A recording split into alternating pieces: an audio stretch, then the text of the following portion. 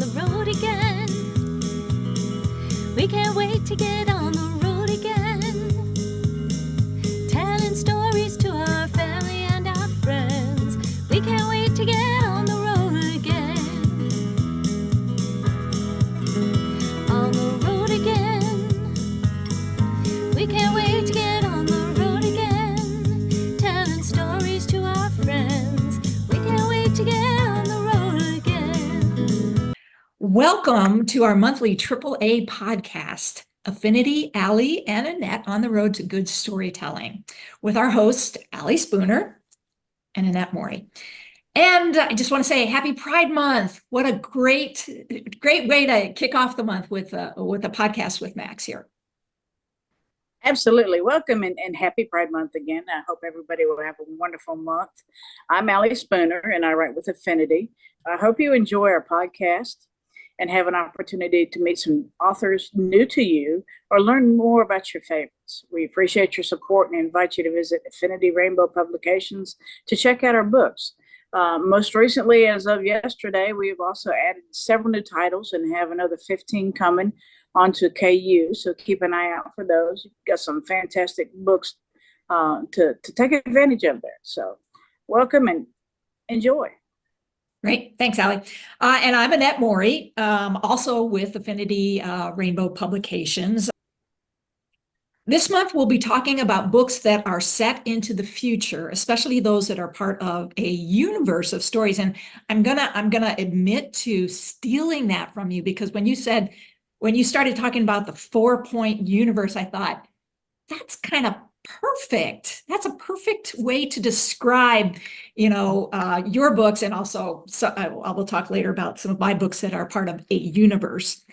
And so Max Ellendale, we're very excited to have her here. I'm a huge, almost embarrassing super fan of her 4-point universe. And we were talking earlier, and she has this other universe of stories, which I hope she'll talk about as well.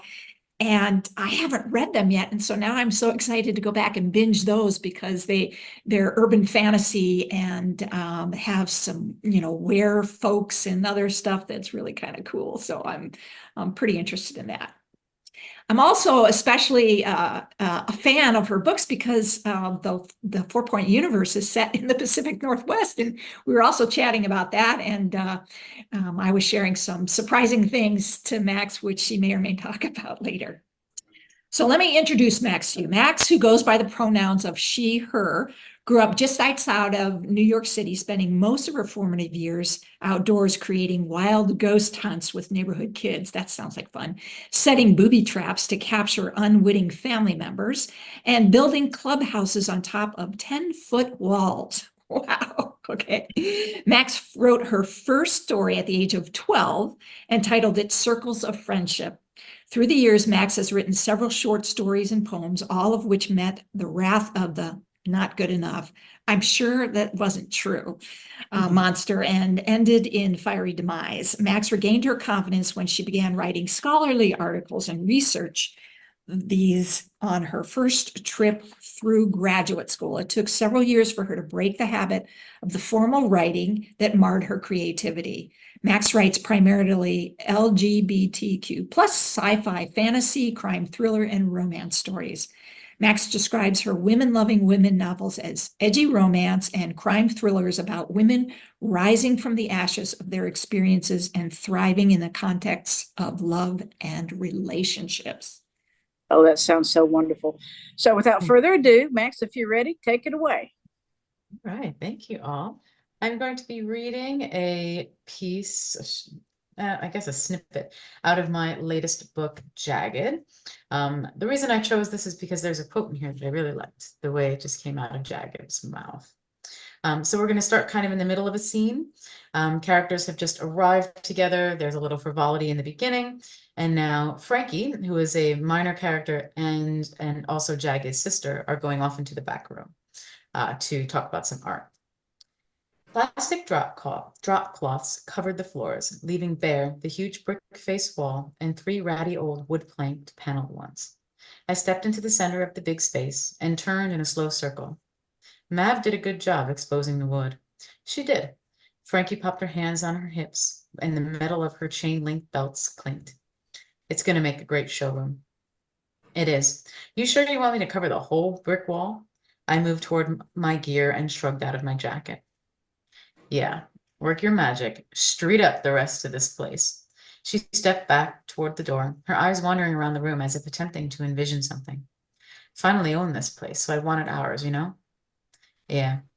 We've come a long way from sleeping in a puppy pile in the alley behind it, she said, her hands on her hips as she watched me. Remember Winona pulling us off the streets and saying some shit like, you want to sleep here? You gotta work here, and made us scrub salon chairs?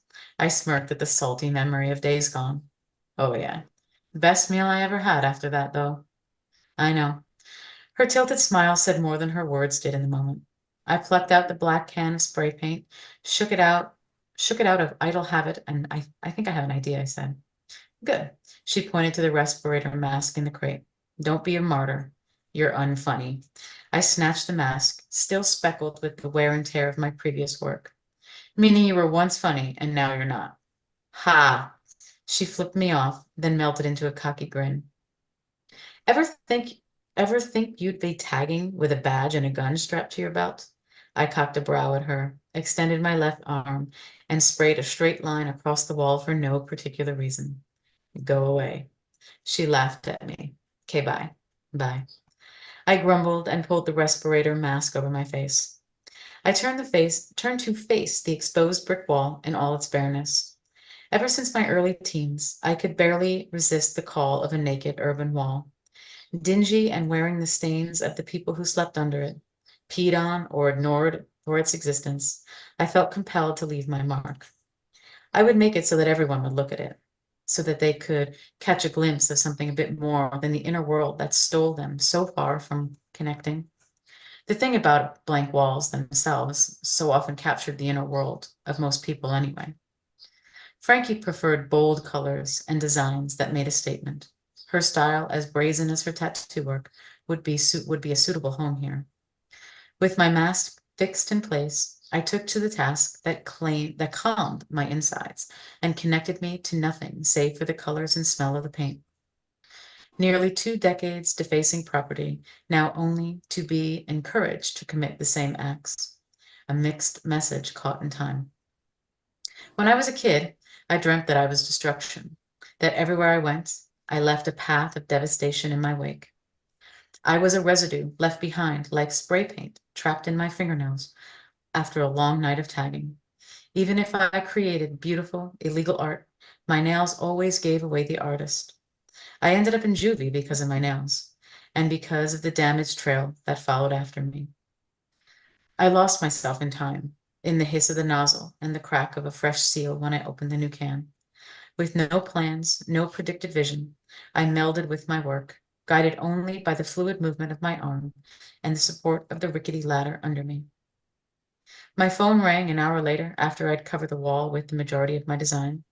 I'd always prided myself on the speed of my work. Getting run out of places on the daily meant moving fast, and that was something I was good at. With my less painted hand, I pulled out my phone and swiped to answer when I saw Zay's name. Yeah? Moreno has a connection with the ME who did the autopsies of the 2 Vicks from 2019. We can meet up with her tonight. Who is it? Why does your voice sound so funny? It's Ainsley Monson. Know her? Yeah, I know her. I glanced at the wall in front of me while slicing a deep yellow across the bold pink I'd laid before it. Didn't really need Moreno for that connection. Yeah, well, whatever he did got us an audience with her. Can you make it? What time? 8. Downtown. All good, yeah. Later. Bye. Bye. I pocketed my phone and stepped back to take a look at my work. It wasn't done, which annoyed me, but I reminded myself that this wasn't a tag. I set down my gear, wiped my hand on Frankie's shirt, then grabbed my jacket before heading out front. I think we can stop there. I don't know if it was 5 minutes, though. It's okay.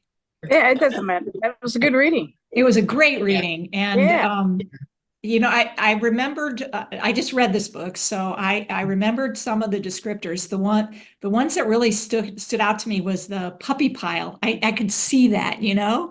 it was, I think your descriptors are so amazing because they use many senses, not just, they really create that picture in your mind that you can actually see and sort of almost feel and hear and taste. Yeah. So very good. That's, Nice job. thank you. All right, Annette, are you ready? I am. So today just released Love Hacks, which is the second book in the Next Generation's spin-off series. And I've talked about this before, but the spin-off series is actually part of the whole organization universe. And it's set 20 years from today. And the main characters are the children of the original women from this badass organization called this badass covert organization called The Organization. So I'm going to just start right from the beginning and gonna go with what I think is about 5 minutes as well. And I almost thought maybe I should just let the narrator, Heidi Binhammer, just play the press button, but no, I won't do that. I'll actually do the reading for you. So this is the very first chapter, and the main character is Joy Stiles, and she is the daughter of the two main leads in the very first book called Asset Management, Tony and Shar. So here we go. Joy Stiles rotated her neck. Spending so much time on her supercharged laptop was not healthy. She knew that, but couldn't seem to break away.